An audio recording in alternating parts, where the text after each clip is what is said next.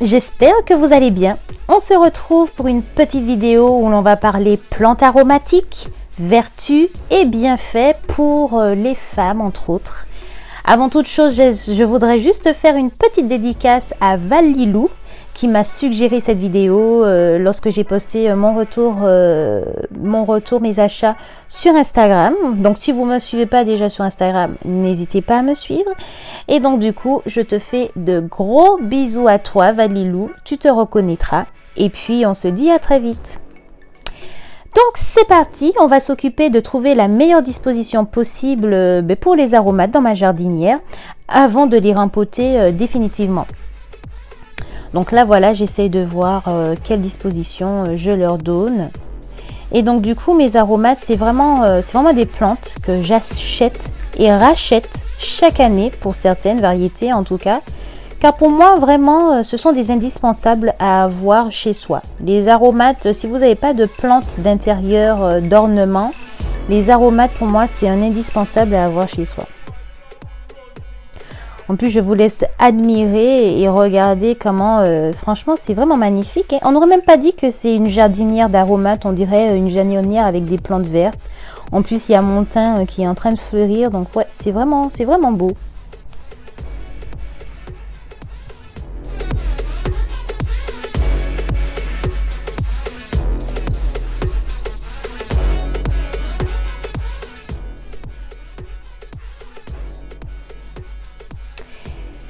Alors pour le terreau, j'utilise un terreau spécial aromate que l'on trouve dans toutes les jardineries.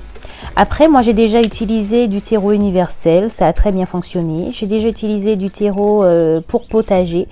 Bien évidemment, toujours un terreau utilisable en agriculture biologique.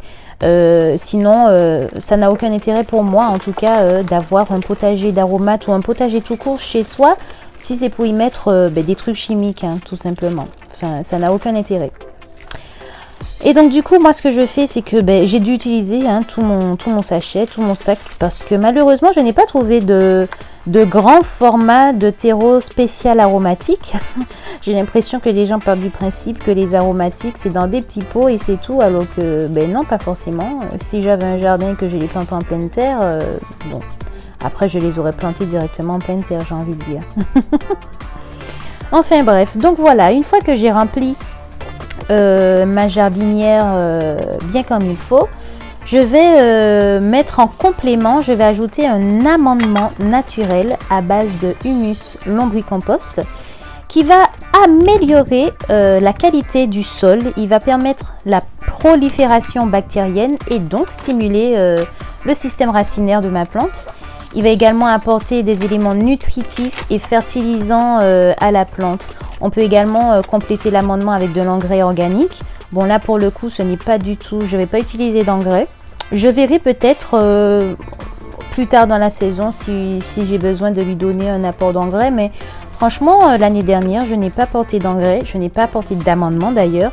Et pourtant voilà, il a quand même tenu, mon thym a tenu toute l'année, tout l'hiver dehors. La menthe aussi, mais bon finalement la menthe, j'ai l'impression qu'elle a rendu l'âme. Donc il faudrait voir si elle est toujours en vie. Je verrai ses racines, je vais la dépoter et je vous tiendrai au courant. En tout cas, pourquoi amender? Tout simplement car en pot, le terreau, il n'est pas renouvelé comme quand on plante en pleine terre. En pleine terre, on a une activité bactérienne, on a toute une microbiote qui contribue au renouvellement permanent du sol grâce au cycle naturel du compostage des plantes ou des déjections d'animaux et autres. Donc ça permet vraiment à la plante de se développer de manière autonome. Quand on est en pot, malheureusement on ne peut pas faire ça. On est obligé de les aider et de leur faire des apports, que ce soit en engrais ou en amendement. Alors on commence par le thym citronné. Au-delà de son côté très parfumé et odorante avec cette odeur de citron, elle est parfaite pour les plats type poisson et autres, mais je l'utilise surtout pour ses propriétés médicinales, antivirales, antibactériennes. Il assure le bon fonctionnement du système digestif. En plus de renforcer le système immunitaire de manière générale, la plante elle dispose aussi de propriétés qui vont à la fois protéger les voies respiratoires et les fortifier. Et elle a aussi une action diurétique et qui en font bien sûr un allié de choix pour éliminer les toxines du corps, et ça, ce n'est pas négligeable. Je la consomme principalement en tisane. Enfin, en tous les cas, toute ma jardinière, ce sera plutôt en tisane, bien évidemment, à part le persil. Mais l'idéal, c'est surtout de faire sécher les feuilles qui permet de concentrer vraiment les nutriments de la plante. Le thym classique aussi a principalement les mêmes propriétés que sa cousine, le thym citronné. Elle a aussi une action antiseptique et cicatrisante qui en fait, c'est un combo parfait pour les peaux acnéiques. Elle permet aussi de lutter contre les infections urinaires. C'est en cela que je dis que ce sont vraiment des plantes aromatiques que les femmes devraient avoir chez elles. Elle est riche en vitamine K, la vitamine K qui permet vraiment la fabrication de protéines. Elle joue un rôle aussi dans la coagulation du sang et la formation des os. Donc franchement, pour les dents, pour avoir de belles dents, c'est parfait. Sous sa forme déshydratée, c'est une excellente source de fer, essentielle au transport de l'oxygène dans le sang et de la formation des globules rouges. Et le thym frais, lui, il est riche en vitamine C. Et du coup, pas des moindres, il lutte aussi contre la mauvaise haleine. Donc franchement, quand vous avez un date, buvez une bonne tisane de thym, les amis. Le persil, quant à lui, c'est riche en micronutriments. C'est une excellente source de fer, encore plus que le thym. Je l'utilise davantage après mon cycle menstruel pour pallier justement à cette perte qu'on a eue et qui du coup engendre une carence en fer, ce qui est normal. Quand on a, après ces règles, on a une carence en fer. D'où l'importance de se supplémenter pour y pallier. Et parfois, je me fais des smoothies à base de persil, concombre, pommes, citron et épinards pour me faire un petit boost post-cycle menstruel. Et je l'ai déjà même utilisé, ce smoothie, en cure pour ma peau. Et je peux vous dire que c'est une tuerie. Bon, avant d'arriver au stade d'avoir une magnifique peau, bien évidemment, comme elle va permettre d'éliminer les toxines dans le corps, du coup, qui dit élimination dit que ça va sortir à travers les pores de la peau et donc dit boutons. Mais après, vraiment, vous avez une peau vraiment magnifique. Franchement, je l'ai testée et je l'approuve et je recommande. La verveine citronnée, quant à elle, c'est une plante qui est parfaite pour l'apaisement physique et mental. On dit souvent dans le milieu médical que l'on a deux cerveaux. Le premier, c'est l'appareil digestif et le second cerveau, c'est celui qui est dans notre boîte crânienne, tout simplement. Et que les deux, ils sont liés. Donc, dans ce cas, il faut soigner les deux pour éviter justement les récidives, tout simplement. Et la synergie de la verveine avec les autres plantes, c'est juste une tuerie pour une action complète, santé physique et mentale. Elle est utilisée pour lutter contre les états dépressifs, l'anxiété et le stress. Et elle va agir aussi sur les troubles gastro-intestinaux qui sont liés justement à ces troubles nerveux. Et on va aussi utiliser le basilic cannelle. Le basilic cannelle en cuisine, juste par son odeur, c'est parfait. Elle sent vraiment, en plus de son odeur déjà qui sont super bons, avec le côté, la variété basilic cannelle, ça sent encore vraiment bon. Et on a ce petit côté de cannelle qui ressort, c'est parfait. Elle a une action diurétique, elle va agir sur les crampes d'estomac, sur l'insomnie aussi. Et parfois aussi, on l'utilise aux Antilles pour éloigner les mouches et les moustiques. Moi, j'ai toujours connu ma mère qui partait dans le jardin pour prendre des branches de basilic, les écraser et les mettre dans les pièces où il y avait des moustiques pour les éloigner. Et ça a toujours fonctionné. La menthe, quant à elle, la menthe à elle seule aussi, elle résume toutes les propriétés qu'on a citées en amont. Que ça soit en diffusion, en infusion ou en inhalation, elle est efficace. Elle est efficace aussi contre les piqûres de moustiques, la toux, les problèmes de digestion, les maux de tête ou encore le rhume. Franchement, la liste, elle est longue et sans compter en cuisine, en tisane, avec les mojitos. Voilà quoi. C'est vraiment une plante incontournable à avoir chez soi.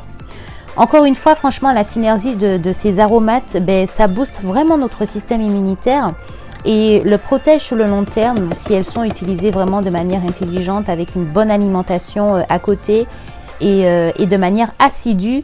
Franchement, c'est parfait quoi pour dans les temps qui courent avec notre ami le coco.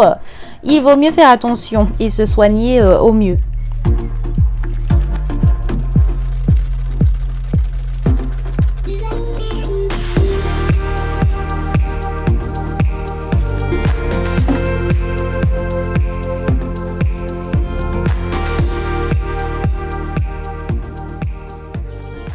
Donc là, je comble les trous avec mon restant de terreau, histoire que les plantes soient bien tassées, bien dans leur peau, quoi, bien dans la jardinière.